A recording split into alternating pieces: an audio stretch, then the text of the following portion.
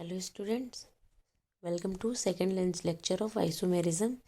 Previous lecture में मैंने आपको स्ट्रक्चरल आइसोमेरिज्म के बारे में बताया था। Now we move through the stereo isomerism.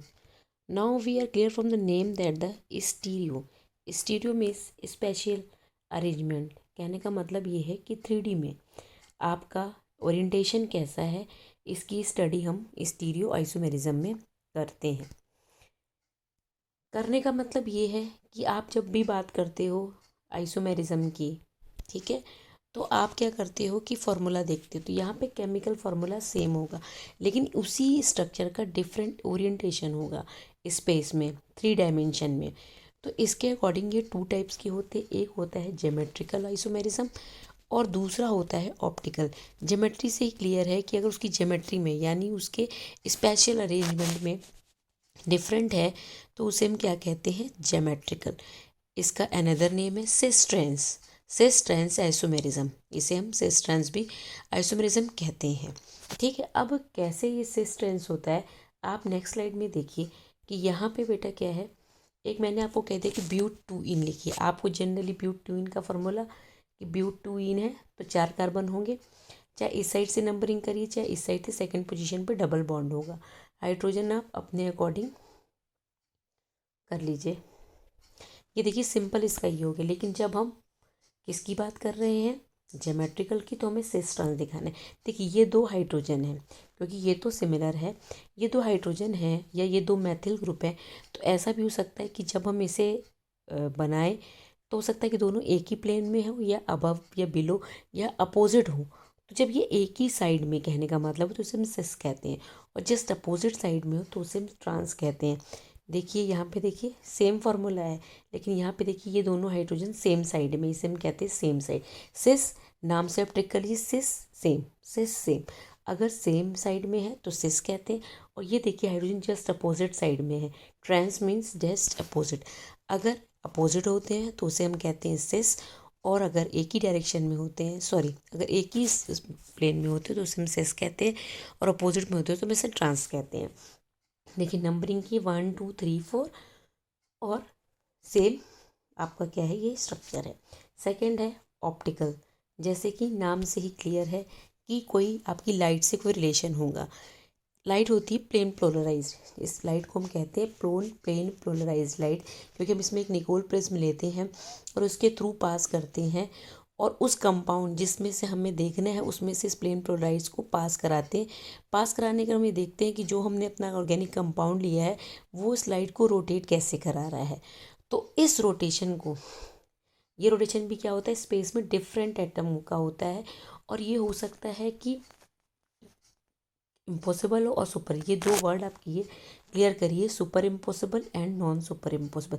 देखिए जैसे कि हमारा ये हैंड है, इसकी इमेज इसके ऊपर जस्ट क्या करें, ओवरलैप मतलब सुपर इम्पोज कर जाए तो उसे हम कहते हैं सुपर इम्पॉसिबल। लेकिन अगर हमारा एक थंब बेटा इधर हो और एक थंब इधर हो तो ये देखिए क्या इम्पोज कर रही है, मिरर इमेज। तो अगर इसे हम क्या कहते हैं, नॉन सुपर इम्पॉसिबल। अगर नॉन सुपर इम्पॉसिबल इमेज हुई, देखिए क्या होता है कि हमारी इमेज बनती जैसे कि हम मिरर देखते हैं, तो यहाँ पे भी क्या होता है, हमारे कंपाउंड का होता है कि वो भी क्या करता है कि लाइट को रोटेट कराता है। लाइट को रोटेट कराने पर अगर वो नॉन सुपर की ऐसी इमेज बने जो कि इम्पोज एक दूसरे के ऊपर इम्पोज ना करें, तो हम कहते हैं ऑप्टिकल आइसोमेरिज्म। और जो 2 आपके बनेंगे, जैसे ये दोनों क्या है कि इसकी, ये देखिए ये मिरर है, इस मिरर में जब आप देखोगे ये क्या करता है, लाइट को left hand right hand rotate कराता है जब हम उसमें से प्रिज्म से पास करते हैं, निकोल प्रिज्म होता है। तो नॉन सुपर जो क्या करती है, इसे हम कहते हैं non super imposable mirror image, क्योंकि मिरर के थ्रू ये सुपर इम्पोज नहीं कर रही है, या वन में हम इसे क्या कहते हैं, इनैंशियोमर्स।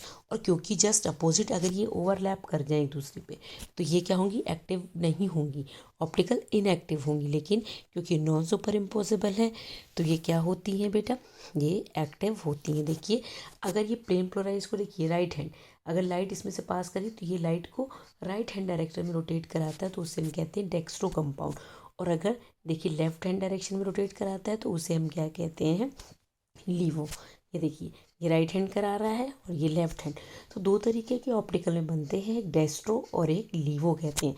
आपने देखा होगा बुक में स्मॉल डी और स्मॉल, इसका मतलब होता है डेक्स्ट्रो लीवो। इसको प्लस से भी शो करते हैं, इसको हम माइनस से भी शो करते हैं। और ये आप वर्ड क्लियर कर लीजिए कि अगर non super impossible mirror image हैं और इसे हम कहते हैं इनैंशियोमर, तो कंपाउंड हमारा ऑप्टिकल एक्टिव होता है।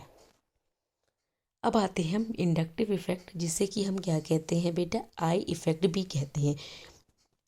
इसमें क्या होता है कि या तो आपका क्या होगा कि इसमें पॉजिटिव और नेगेटिव चार्ज आप देख रहे हो कि ये कार्बन चेन में क्या करता है, ये एक पोल या डेवलप करता है। देखिए, या तो ये हो सकता है कि जो आपका कंपाउंड जुड़ा हुआ हो इससे, वो इलेक्ट्रॉन विदड्रॉइंग ग्रुप हो या इलेक्ट्रॉन क्या हो, रिलीजिंग ग्रुप हो।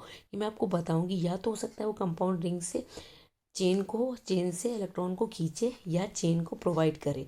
तो इसमें क्या होता है कि जो आपका पॉजिटिव और नेगेटिव चार्ज होता है कार्बन पे, ये उसी में क्या करता है, मूव करता है, जिससे कि आपकी चेन पर पोल समझते हो कि दो अपोजिट पोल्स हम कहते हैं ना कि पॉजिटिव और नेगेटिव, ये साइन होता है पार्शियल।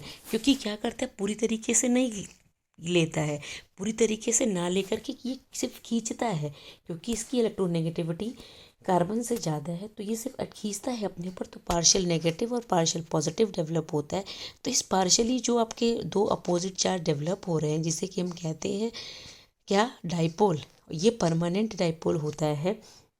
इस इफ़ेक्ट को हम क्या कहते हैं, आई इफ़ेक्ट। ये आई इफ़ेक्ट हो सकता है कि आपके इलेक्ट्रॉन डोनेटिंग की वजह से हो या आपके विदड्रॉइंग ग्रुप की। अब ये कैसे होता है, इसे हम देखेंगे कि इसका फ़र्क क्या पड़ता है हमारी एसिडिटी और बेसिसिटी पर। अब इसमें क्या होता है कि अगर इलेक्ट्रॉन विदड्रॉइंग ग्रुप प्रेजेंट है, इलेक्ट्रॉन विदड्रॉइंग ग्रुप को हम माइनस आई कहते हैं। इलेक्ट्रॉन विदड्रॉइंग का मतलब होता है कि इलेक्ट्रॉन को वो अपनी तरफ खींचे, यानी उसका इलेक्ट्रोनेगेटिविटी या माइनस आई, उसका इफेक्ट इतनी पावर ज़्यादा है कि वो अपनी चेन में से इलेक्ट्रॉन को क्या करता है, अपनी तरफ खींच लेता है। जब अपनी तरफ वो खींच लेता है तो ये क्या करता है कि इंक्रीज़ कर देता है एसिडिटी को आपके कंपाउंड की। और अगर प्लस आई है तो वो डिक्रीज़ कर देगा। अब ये कैसे होगा, यहाँ पे देखिए, मैंने आपको क्या कहा कि इलेक्ट्रॉन विदड्रॉइंग है, ठीक है। इलेक्ट्रॉन विदड्रॉइंग ग्रुप अगर जुड़ा हुआ है तो ये क्या करता है बेटा, ये क्या करता है, इसके इलेक्ट्रॉन को, मतलब इस आपके जो कंपाउंड के इलेक्ट्रॉन को अपनी तरफ खींच रहा है। क्योंकि इसकी पावर इलेक्ट्रोनेगेटिविटी ज़्यादा है, तो जब ये अपनी तरफ इलेक्ट्रॉन को खींच लेगा तो इस रिंग पे उतना, आपको पता है कि यहाँ पे इससे हाइड्रोजन जुड़ा हुआ है, तो जब ये क्या करेगा, इलेक्ट्रॉन को अपनी तरफ खींच लेगा, तो ये जो हाइड्रोजन यहाँ पे एसिड ग्रुप में, ये बेटा COOH ग्रुप है, एसिड ग्रुप में क्या हो जाएगा, ये जो आपका जो इलेक्ट्रॉन है वो फिर लूज़ हो जाएगा। लूज़ होने का मतलब, क्योंकि बॉन्ड इतना स्ट्रांग नहीं हो गया, बॉन्डेड इलेक्ट्रॉन को अपनी तरफ खींच लिया, तो जो हाइड्रोजन होता है वो ईजिली क्या करेगा, निकल जाएगा। तो अगर इलेक्ट्रॉन विदड्रॉइंग ग्रुप या माइनस आई ग्रुप प्रेजेंट हो तो वो एसिडिटी को क्या करता है, इंक्रीज कर। अब डोनेटिंग क्या है, जैसे आपका CH3 है, ये डोनेटिंग है। अब इसके पास ऑलरेडी नेगेटिव चार्ज है, हाइड्रोजन अगर यहाँ प्रेजेंट है, ये निकलेगा तो इलेक्ट्रॉन को छोड़ करके निकलेगा ना बेटा, साथ में ले करके तो निकलेगा नहीं। तो जब छोड़ करके निकलेगा तो ऑलरेडी इलेक्ट्रॉन है, ऊपर से ये और इलेक्ट्रॉन डोनेटिंग, मतलब उसको और दिए जा रहा है। तो आपके पास पेट में 2 रोटी की भूख है और ज़बरदस्ती मैं आपको तीसरी रोटी दे दे रही हूँ, तो वो क्या करेगा, आपको क्या होगा, सफोकेशन होगा या आपके पेट में प्रॉब्लम होगी, आप मतलब कंफर्ट जोन में नहीं रहोगे। तो क्या करेगा, इसकी जो एसिडिटी है, एसिडिटी को क्या करेगा बेटा, वो डिक्रीज कर देगा। तो it had been electron donating, then the conjugate base would be destabilise because of inter electronic repulsion. क्योंकि यहाँ भी नेगेटिव है, यहाँ पे भी नेगेटिव है, इलेक्ट्रॉन डोनेटिंग है मतलब इलेक्ट्रॉन दे रहा है, तो ये सेम के बीच में क्या होगा, इंटर इलेक्ट्रॉनिक रिपल्शन होगा। रिपल्शन की वजह से एसिडिटी क्या होगी, डिक्रीज कर जाएगी। देखिए यहाँ पे भी यही लिखा हुआ है 10 प्लस आई ग्रुप आपका क्या होगा, प्लस आई ग्रुप को मैंने अभी आपको क्या बताया, क्या कहेंगे, इलेक्ट्रॉन डोनेटिंग ग्रुप, ठीक है।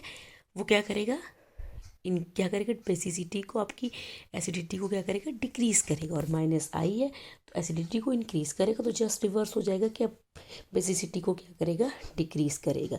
एग्जाम्पल देख लीजिए, फॉर्मिक एसिड है और ये एसिटिक एसिड है। तो क्यों फॉर्मिक एसिड का ज़्यादा हो, क्योंकि जो प्लस आई पावर आई, प्लस आई का मतलब इलेक्ट्रॉन देने की जो पावर है वो मेथिल ग्रुप की हाइड्रोजन से ज़्यादा है। तो ऑलरेडी जब हाइड्रोजन यहाँ से निकलेगा इस पर नेगेटिव आएगा, फिर नेगेटिव आएगा तो ऑलरेडी इसके पास इलेक्ट्रॉन ज़्यादा है, ऊपर से ये और दिए जा रहा है, तो ये ज़्यादा डोनेटिंग ग्रुप है, तो इसलिए ये डिक्रीज़ कर देगा और ये इसका इंक्रीज़ कर देगा।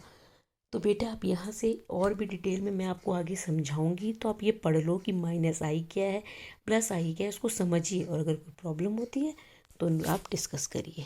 Thank you.